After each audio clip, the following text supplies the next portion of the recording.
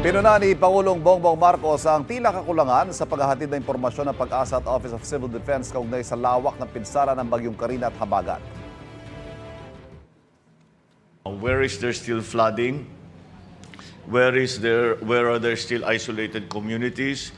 That is what we need to know, because para gumalaw yung lahat ng ating mga agency, we need to know where to go. That's really what I need to hear from you. This is only NCR. I need a nationwide report. Yes, sir.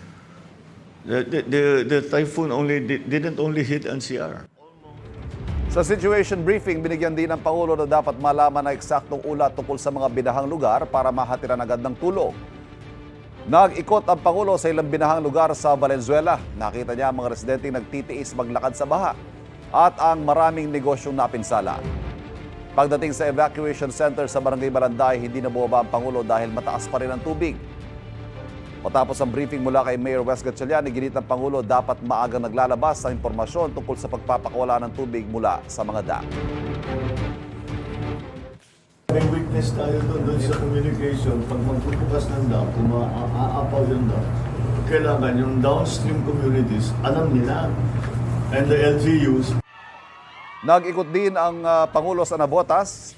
Inatasan niya ang MMDA at DPWH na maghanap ng kahit pansamantalang paraan habang hindi patuloy ang nakukumpuni ang nasirang floodgate. Bubuo na raw ng relief packages ang national government para sa mga lokal na pamahalaan depende sa kanilang pangangailangan.